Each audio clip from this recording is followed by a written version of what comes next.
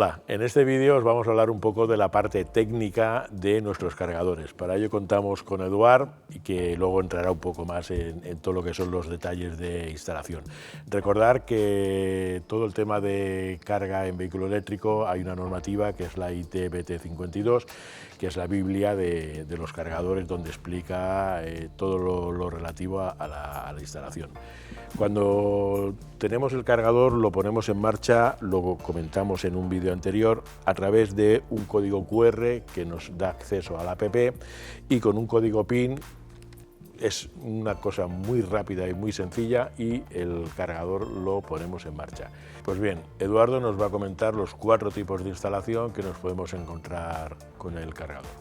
Adelante, Eduardo. Pues bien, como comenta nuestro amigo Rafael, tenemos 4 escenarios distintos de instalación.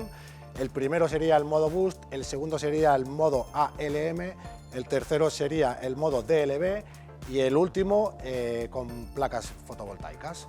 El modo Boost es el más sencillo de todos. Es cuando en una instalación necesitamos instalar únicamente un cargador y tengamos, por ejemplo, en una vivienda tenemos las luces, tenemos el frigorífico, tenemos otros cargos, ¿no? Entonces aquí podemos o bien modular la carga.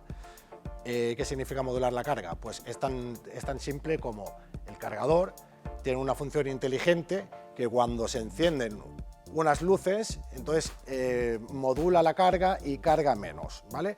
Cuando esas luces se apagan, entonces el cargador modula la carga y carga más, a más potencia. Para conseguir eso necesitamos un batímetro, que también proporciona UTEL. Tenemos otra opción que es la que no necesitamos un balanceo. Por ejemplo, bueno, podemos tener o no tener luces encendidas, pero sabemos que tenemos una potencia que nunca vamos a rebasar. Con lo cual, si por ejemplo tenemos contratado, por poner un ejemplo, 7 kilovatios y sabemos que entre luces y todas las cargas que tenemos en la vivienda no va a rebasar 2 kilovatios, porque lo tenemos comprobado, pues entonces, haciendo la cuenta, sabemos que tenemos esos 5 kilovatios libres y que no nos hace falta modular, con lo cual no necesitamos batímetro. Le diremos al cargador, a través de la app, que puede cargar a un máximo de 5 kilovatios, por ejemplo. Os explico el segundo modo, el modo ALM. En este caso tenemos más de un cargador que instalar, ¿vale? Nos imaginamos en una nave, en un polígono, que tenemos que instalar 10, 15 cargadores. Esos cargadores, aparte, tienen que compartir cargas con electrodomésticos, con maquinaria que tengan en la nave, entonces sí que es necesario que modulen entre ellos. La diferencia entre el modo Bus y el modo ALM, que en el modo Bus tenemos solo un cargador que comparte potencia con electrodomésticos o maquinaria. En el segundo caso tenemos más de un cargador que comparte potencia entre ellos y además con luz y con electrodomésticos. El tercer modo, el DLB, es parecido al modo ALM. Tenemos varios cargadores, pero solo tenemos que modular la carga entre ellos, no comparten con otros cargos. Y tenemos el último modo, que es el de fotovoltaica. Este modo tenemos varios cargadores que se alimentan de red y placas solares. Bien, aquí tenemos un cargador de 22 kilovatios, trifásico, con 4G, con pantalla LCD, y hemos hecho una simulación de cómo sería una instalación. Si os fijáis, aquí tendríamos 2 cuadros. Uno sería el cuadro que viene con el cargador según normativa ITBT 52, que Eduardo nos va luego a ir explicando por partes, y lo que sería un cuadro de casa. Para que también veamos cómo se conecta. Aquí tenemos un batímetro, que es la pieza que nos va a medir la energía, y que veréis que hay 2 en función de si queremos hacer una instalación u otra. Veréis las diferencias entre uno y otro. Eduardo nos explica. Vale, pues aquí tenemos el cuadro de protecciones del cargador para vehículo eléctrico.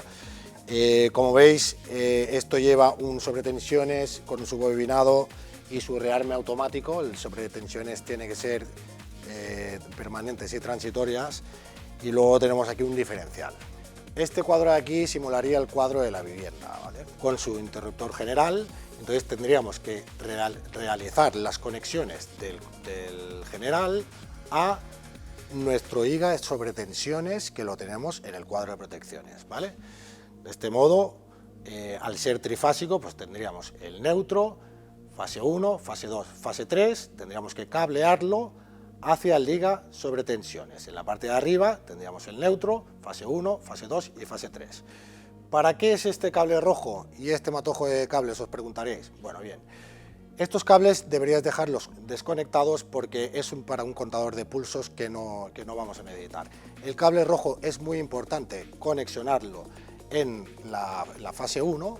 ¿Por qué? Porque si no, no nos estaría funcionando el rearme automático. Vale, pues al lado del IGA sobre tensiones permanentes y transitorias, como os he comentado antes, tenemos el diferencial, ¿vale? El diferencial tenemos que conexionar la manguera que nos viene del cargador.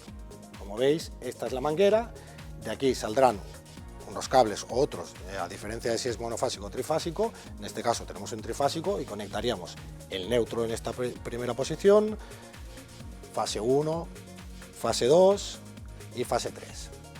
Nos faltaría el cable de tierra que nos viene de la manguera también del cargador. En este caso nosotros, para facilitar la faena, hemos instalado aquí una bornera de tierra, con lo cual todos los cables de conexión de tierra irán a esta bornera. Por último, en la manguera que nos viene del cargador nos encontramos con dos cables RS485 y su correspondiente malla de tierra.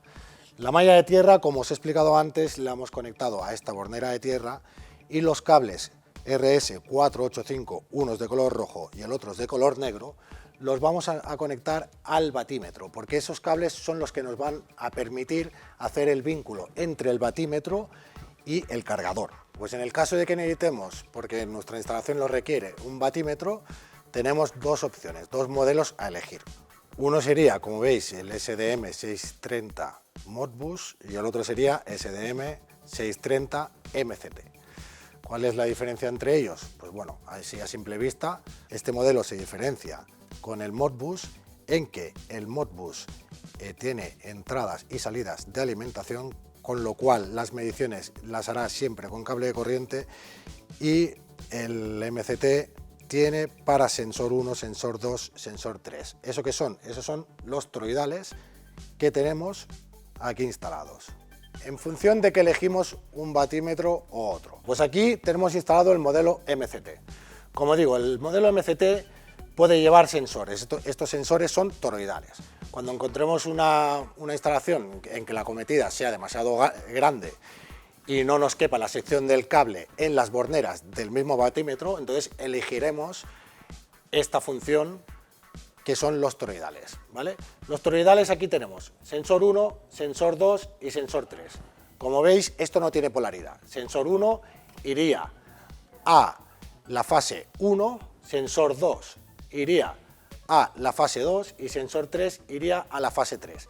Aquí, ¿qué más tenemos? Tenemos el cableado RS485, que como os he explicado antes, este es el que nos va a hacer la comunicación con el cargador, ¿vale? Aquí tenemos el positivo y aquí tenemos el negativo. Y la tierra de la manguera del cargador. En el caso de que no nos haga falta instalar toroidales y queramos instalarlo con cables de corriente, aquí tenemos unas borneras de 2,5, como veis, aquí podríamos conectar el neutro, aquí la línea 3, aquí la línea 2, la línea 1. Esto iría a las fases del ICP. Una vez explicado cómo funciona el cableado para la medición, ahora vamos a explicar cómo alimentar el Modbus, porque el Modbus debe ir alimentado. Entonces, aquí tenemos cable neutro y cable fase, ¿vale? Aquí tenemos línea de alimentación y neutro de alimentación. Vale, vamos a explicar cómo conectar los cables en el Modbus. Aquí tenemos el SDM630 Modbus y tenemos por arriba las entradas de la cometida y por abajo las salidas. Estas salidas irán conectadas al ICP. Por aquí, como digo, irá conectada la cometida y por aquí, como digo, irán conectados los cables que salen del batímetro y entran al ICP, ¿de acuerdo? Aquí nos indica en la línea 1, línea 2, línea 3 y neutro, línea 1, línea 2, línea 3 y neutro de entrada, y aquí nos indica línea 1, línea 2, línea 3 y neutro, 5, 6, 7 y 8. Estos serían las salidas. ¿Cómo conectaríamos el cargador con los cables RS485 a este modelo? Bueno, pues bien, aquí nos lo indica claramente. En estas borneras, aquí tenemos el A positivo, el B negativo. Y aquí tenemos la tierra. Aquí, en estos 3 puntos, irían conectados los cables RS485. Gracias, Eduard, por habernos enseñado cómo se conexiona el cargador. Un placer. Y os invitamos a que entréis en nuestra página hoteliberica.es y allí veréis este vídeo y otros relacionados con nuestros cargadores.